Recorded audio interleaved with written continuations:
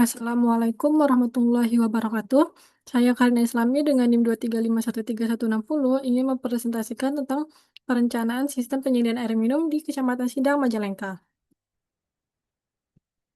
Pertama di sini ada daerah pelayanan dan sumber potensi air baku, di mana sumber air baku direncanakan berasal dari sumur dalam atau di well intake yang memanfaatkan air tanah sebagai sumber utama.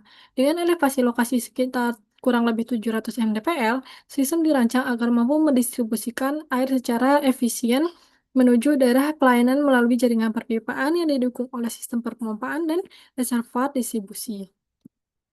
Kemudian di sini ada blok pelayanan jaringan, di mana wilayah pelayanan dibagi menjadi 14 junction yang masing-masing memiliki luas daerah, debit kebutuhan air, dan elevasi yang berbeda. Debit pada setiap junction berkisar antara 0,004 hingga 0,12 meter kubik per sekon. Sedangkan elevasi wilayah berada pada rentan 312,5 sampai 725 mdpl. Data tersebut menjadi input utama dalam pemodelan hidrolika menggunakan EPANET untuk menentukan diameter pipa, tekanan, dan kecepatan aliran yang sesuai.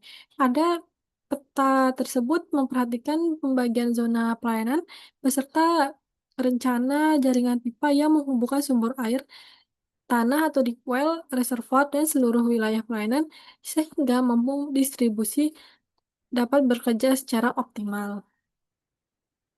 Kemudian di sini ada perencanaan pengambilan air baku, di mana sumur dalam atau deep well merupakan bangunan utama pengambilan air baku yang memanfaatkan air tanah dari lapisan aquifer menuju pengeboran.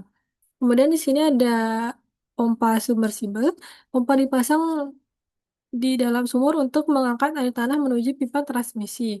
Kemudian ada wellhead dan pipa transmisi berfungsi sebagai pelindung bagian atas sumur sekaligus tempat keluarnya air sumur air dari sumur menuju jaringan perpipaan. Kemudian ada panel kontrol dan katup berfungsi mengoperasikan serta mengendalikan pompa, pelindung peralatan dari gangguan kelistrikan, dan pengatur debit maupun arah aliran air agar sistem dapat beroperasi secara aman dan efisien.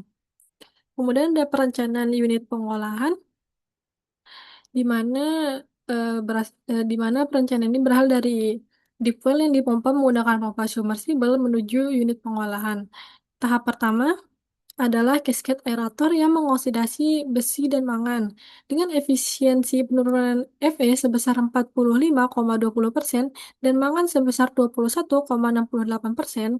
Selanjutnya, air dialirkan ke rapid sand filter yang menyaring endapan hasil aerasi sehingga kadar besi turun menjadi 0,2 mg per liter dan mangan menjadi 0,1 mg per liter.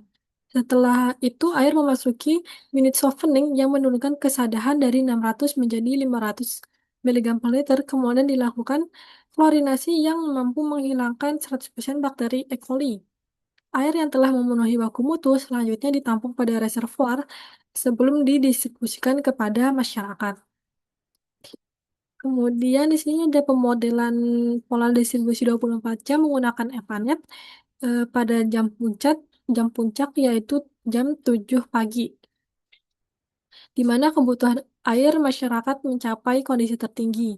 Meskipun debit yang mengalir meningkat, hasil simulasi EPANET menunjukkan bahwa tekanan pada seluruh junction, kecepatan aliran, dan diameter pipa masih berada dalam kriteria desain, sehingga sistem tetap mampu melayani kebutuhan air secara optimal.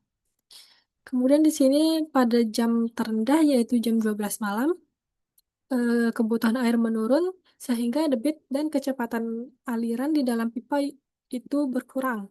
Berdasarkan hasil simulasi APANET, tekanan pada seluruh jaringan tetap memenuhi persyaratan sehingga sistem distribusi tetap stabil dan mampu beroperasi dalam baik meskipun terjadi penurunan konsumsi air. Kemudian di sini ada detail junction. Setiap junction dirancang sesuai jumlah percabangan si pipa serta di diameter pipa yang terhubung. Pada setiap junction dilengkapi dengan aksesoris, di mana pemasangan aksesoris tersebut bertujuan untuk memenuhi pengoperasian, pengendalian aliran, pemeliharaan, serta perbaikan jaringan tanpa gangguan di sistem distribusi secara keseluruhan. Kemudian di sini ada BOQ. Pertama di sini ada BOQ konstruksi.